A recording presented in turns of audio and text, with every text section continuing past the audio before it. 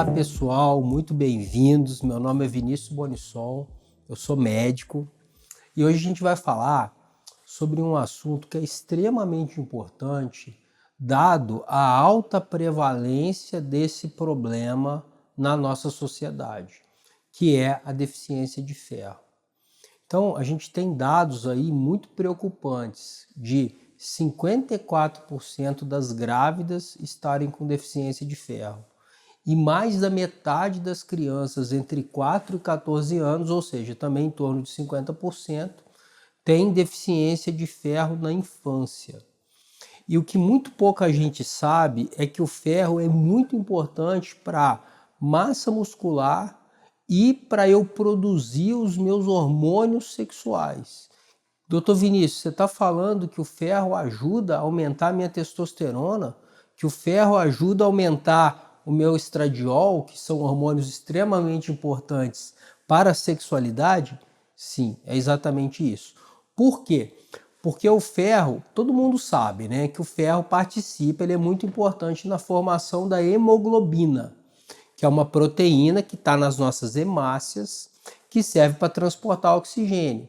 O que pouca gente sabe é que o ferro também é fundamental para a mioglobina, que é a proteína do meu músculo. E se eu tenho deficiência de ferro, eu passo a ter uma deficiência de músculos, ou uma perda de massa muscular, ou uma sarcopenia. E essa sarcopenia, se isso se manter ao longo da vida, ela é uma sarcopenia de difícil resolução. Então, a deficiência de ferro causa uma queda de massa muscular que, se não revertida num tempo hábil, e isso é individual, cada um, mas o importante é resolver esse negócio logo, você tem uma perda muscular irreversível. E eu tenho também a participação do ferro, ela é muito importante na formação das enzimas citocromo 450. Então, o que são enzimas? São substâncias que são capazes de potencializar uma reação química, transformando uma reação que ia durar muito tempo em algo extremamente rápido. Por exemplo, você pega um pote de açúcar, deixa lá em cima da mesa, esse açúcar não vai virar energia, ele vai ficar ali. Você tem uma enzima dentro da sua boca que, quando você coloca o açúcar dentro da sua boca, ele vira energia muito rápido.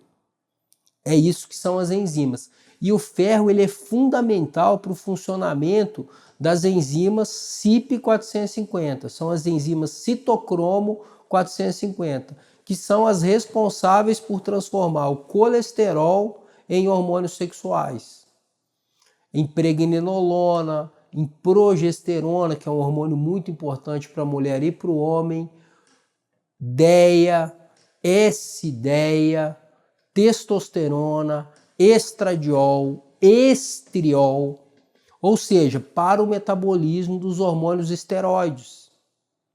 Então, o que a deficiência de ferro faz? Faz uma catástrofe na vida da pessoa. E como que eu vou fazer o diagnóstico? O diagnóstico é muito simples. Eu posso usar a ferritina, abaixo de 15 eu tenho uma deficiência grave de ferro, abaixo de 30 eu já tenho uma deficiência importante de ferro, o ideal é manter ela acima de 50. Tem um exame muito interessante chamado RET-hemoglobina. O que é a RET-hemoglobina? É a hemoglobina reticulocitária. Então, essa hemoglobina, se tiver abaixo de 32, também caracteriza uma deficiência de ferro. Existem outros exames que eu posso pedir. Geralmente isso é solicitado dentro de um consultório médico, e aí você procura um bom médico para te ajudar nessa parte. Esses dois exames são os exames que eu mais gosto de pedir. Qual o problema do ferro? O ferro, ele é absorvido pelos meus intestinos, tá? Pela borda apical do enterócito, chama borda em escova, traduzindo para o português, tá? A célula intestinal, ela tem duas partes. A parte que fica em contato com o alimento, que chama borda em escova. E a parte que fica em contato com o corpo, que é a membrana basolateral. Então, eu vou absorver o ferro vai entrar dentro da minha célula intestinal. Para eu liberar esse ferro para o corpo, eu preciso ter um hormônio chamado epsidina baixa. Ela precisa estar baixa.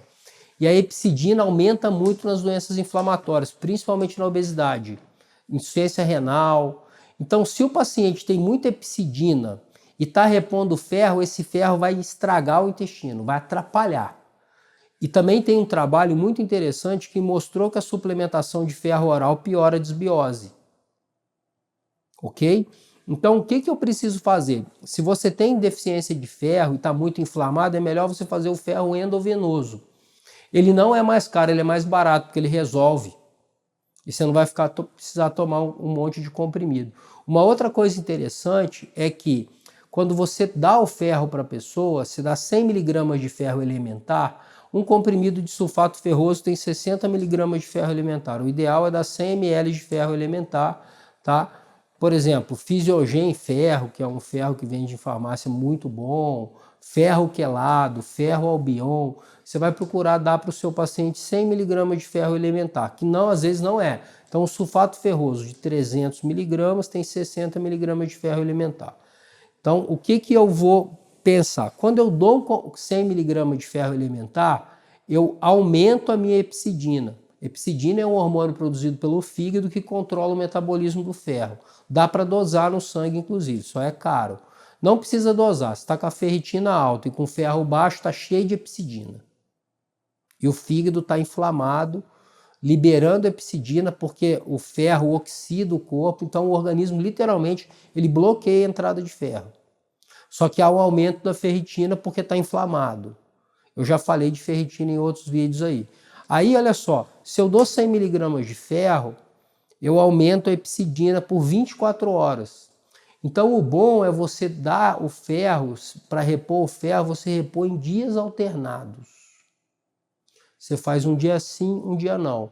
De preferência com estômago vazio junto com vitamina C, para facilitar a absorção.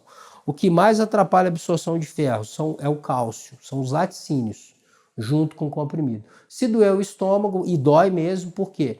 Porque o ferro absorve só 30% se for um ferro muito bom, se for um ferro de qualidade. E por isso que dá muito efeito colateral.